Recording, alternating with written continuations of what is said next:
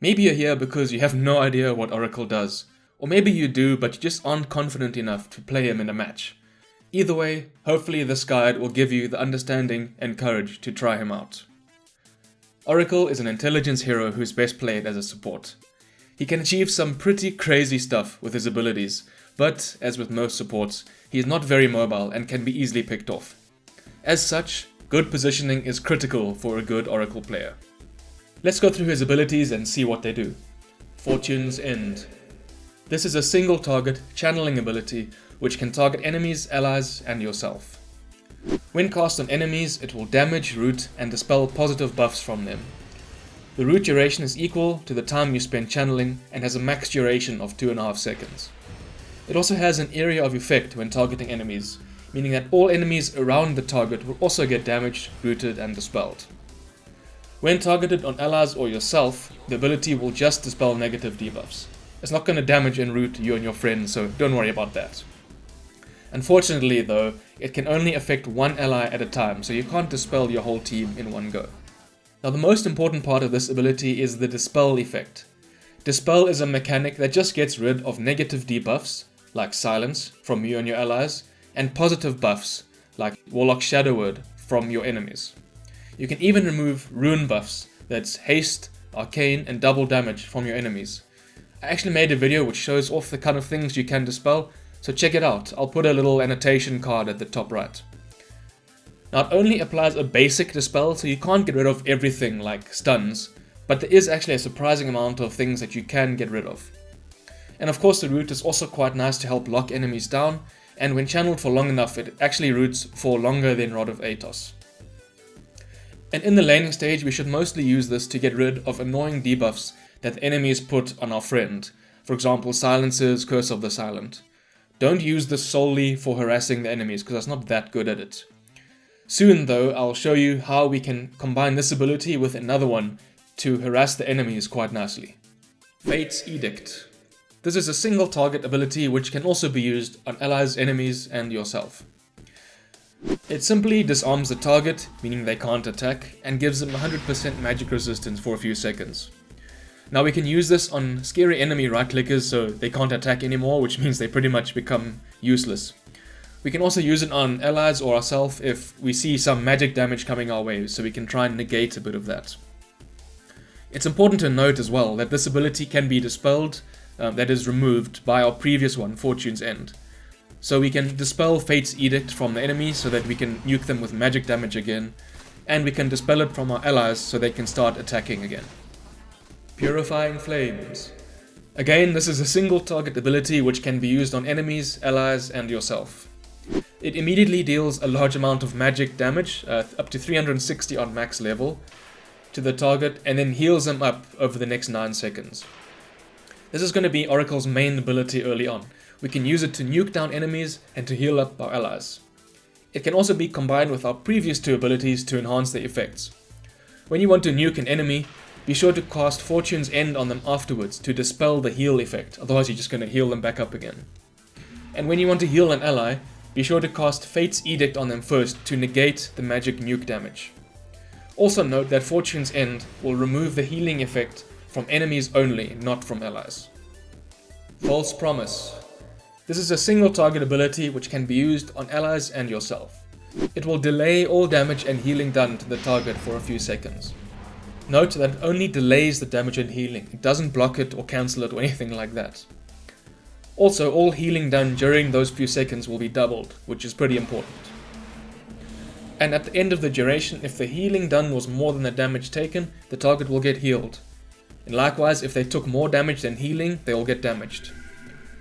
Also remember that the target can die after False Promise ends if they took too much damage. It also applies a strong dispel to the target, meaning you can get rid of most stuns and negative debuffs. Like Batrider's Flaming Lasso, you can actually just remove that from people, which is pretty cool.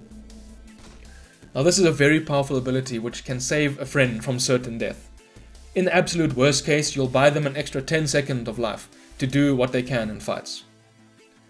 In fights, you want to try and use it on the core that is being focused down by the enemies. It's very demoralizing when you're trying to burst the enemy carry down, only to see them being saved by an oracle. You either then have to try and kill someone else and ignore the false promise target, or keep focusing them and hope that you have enough damage to kill them when the duration ends. Once you've used it on someone, you want to try and heal them up as much as possible. You can use Purifying Flames to try and heal them up, also things like Mechanism or Urn of Shadows as well. Remember that all healing is doubled, so every little bit helps. Keep in mind that Purifying Flames does quite a lot of burst damage, which still applies during False Promise. So try to use Fate's Edict on them first to block the damage that comes from Purifying Flames. Then you can remove Fate's Edict with Fortune's End so they can start attacking again if they need to. An important tip that I have here and that I've learned the hard way a few times is to not be too greedy with this ability, because your allies can suddenly get nuked down if you're waiting for them to be on 10 HP. You'll be left feeling really silly and probably getting some angry words and pings from your team. So rather use it on people too soon than too late. Let's talk about skilling these abilities. We should just take a value point of Fortune's End because it gives us just what we need. The Dispel and Root effects don't improve as you level it up, so a value point will do just fine. Similarly, Fate's Edict will also have just a value point because it gives us what we need, the magic resistance to help heal up our friends. The ability we'll be maxing out, of course, is Purifying Flames because the damage and heal scale quite nicely. Combined with the low mana cost and cooldown, we can spam this often to heal up our friends or to nuke the enemies down. People don't often expect so much damage coming from an Oracle, so you can often catch people off guard. And of course, we'll skill False Promise whenever we can. Next, I wanted to just mention a few noteworthy heroes to either combo with or against Oracle. Oracle is pretty good against Necrophos because you have two ways to easily negate his ultimate. Right, you can either use Fate's Edict to just block the magic damage coming from it, or you can use False Promise to ensure that they won't die during Reaper's Scythe. Oracle is also good with and against Legion Commander because you can use False Promise on whoever's getting dueled, and you just guarantee that the person doesn't die during the duel. Oracle is also pretty good with Dazzle on his team because Dazzle can use Shallow Grave on the False Promise target just before it runs out, because Shallow Grave will actually stop them from dying after False Promise. He's also kind of bad against Axe because Culling Blade will go through False Promise, but only if the target is low enough on HP. If they're under the killing threshold, then Axe will just instantly kill the target. And similarly with Ancient Apparition, Ice Blast will go through False Promise, again if the target is below the Shatter threshold. So I don't think Oracle is terrible against these heroes, just as long as you use False Promise soon enough before your friends get too low on HP. Talents. I just wanted to give my 2 cents opinion on each of his talents and which ones I think you should take. On level 10, he either gets 25% XP gain or 1 second extra root duration on Fortune's End. I would say we should always take the XP gain here because we're a struggling support and we need levels. On level 15, we either get 120 GPM or 150 cast range. Again, since we're a struggling support and we need to buy wards and stuff like that, I would say take the GPM. On level 20, we either get False Promise gives invisibility or plus 45 move speed. And my choice here might shock you a bit, but I would say you should go for the movement speed. Because in fights, the invisibility won't really matter. You kind of want your friend to go in and fight with your ultimate on them. Also, Oracle is quite slow and immobile, so the movement speed does help quite a bit with mobility. On level 25, he either gets plus 2 seconds False Promise duration or minus 5 second Fate's Edict cooldown. And again, this choice might surprise you. I would say that you should take the Fate's Edict cooldown because 10 seconds on False Promise is already quite a lot, and I don't think most fights will go on much longer than that. With the reduced cooldown of Fate's Edict, you can permanently keep 2 people magic immune and disarmed, meaning you can just control the enemies quite a lot more efficiently. Items. Okay, I just wanted to go through a few item mentions and just give my opinion on them. First up is an absolute core item for Oracle, which is Urn of Shadows. I would say you need to get this every single game because it's just very good on him. Obviously, make sure that no one else on your team is buying it, and if someone is buying it, just ask them very nicely to not, because it's very good on you. Why is it very good? Because it gives you a guaranteed 480 HP heal during False Promise. Remember, Urn of Shadows heals for 240, but during False Promise all healing is doubled, so that a guaranteed 480 heal, because damage is delayed during False Promise, meaning if the enemies hit them, the Urn of Shadows does not get removed. So it's a guaranteed almost 500 HP heal, which is pretty neat. Also, I would say you don't really need to rush Spirit Vessel on Oracle because it doesn't give more healing, surprisingly enough. They still get healed for only 480 during False Promise, so it's not that much of a core item to rush. It definitely is a nice upgrade if you're doing well, but since it doesn't directly help our friends, I wouldn't say you should rush Spirit Vessel straight away. Next up, our boots of choice for me is Arcane Boots, because simply put, we need mana. Force Staff is also a pretty good item because we have no mobility really, so it really helps out with that. And also, of course, you can help get your friends out of sticky situations with a good Force Staff.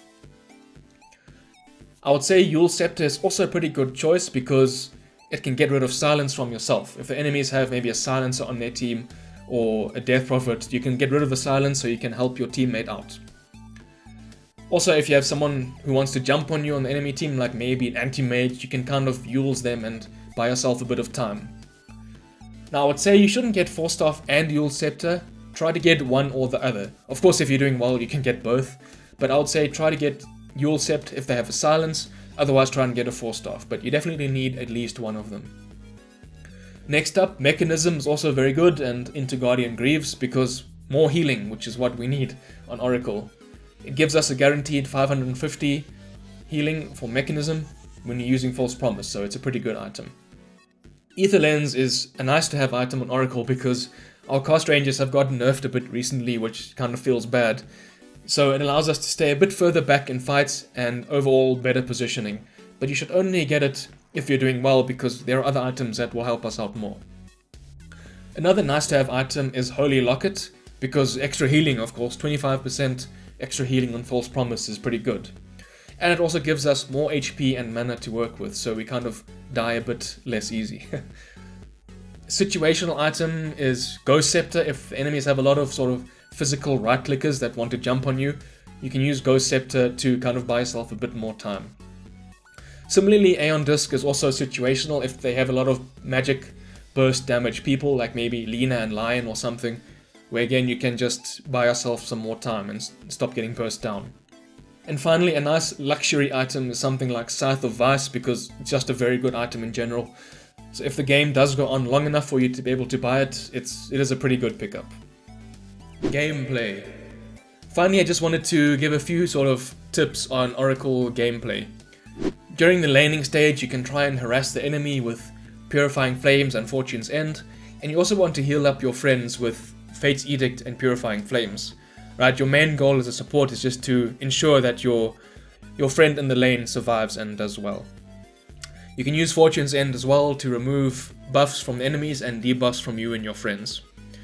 You can also gank mid, of course, if your friend is doing well, because the root is quite a nice tool to catch them out. And you also want to do normal support stuff like stacking camps, pulling the waves, buying wards and securing runes. After the landing stage, it becomes all about positioning. I can't emphasize this enough. Positioning is absolutely critical on Oracle because you have very low mobility and you're quite squishy, so you can just die easily. You also don't want to really use False Promise on yourself. So pretty much you want to try to stay behind your team, sort of out of sight of the enemies, hide in trees if you can, but stay within cast range as well because you don't want to be too far back where you can't do anything. Now, of course, this can be tricky if they have sort of hunting heroes like maybe a Slark or a Spectre who want to just jump on you. So this is why we can get a Force Staff or a Yule Scepter to try and buy ourselves some more time. Our main objective during fights is going to be to use False Promise on the core that is being focused by the enemies. Preferably on your mid or carry. Try to avoid using it on the support or the offlaner. As mean as it sounds, it's just more important to save the mid or the carry. You then obviously want to heal them up with Purifying Flames, Urn of Shadows and Mechanism. You know, the usual stuff that we mentioned already. And of course we can lock enemies down with Fortune's End because it's a nice route. We can also nuke enemies down with Purifying Flames and disarm them with Fate's Edict. And on top of all of that, keep on doing normal support stuff. Buying wards, going for Smoke of Deceit ganks, and make sure you have lots of detection if they have invisible heroes. So that's all I've got for this video. Hopefully you now understand what Oracle can do and what he's capable of as well. And maybe you're even keen to try him out in a game. I really encourage giving him a shot. I mean, don't be scared, it's only a game after all. The only way to get better is to keep on trying, as painful as it might be sometimes.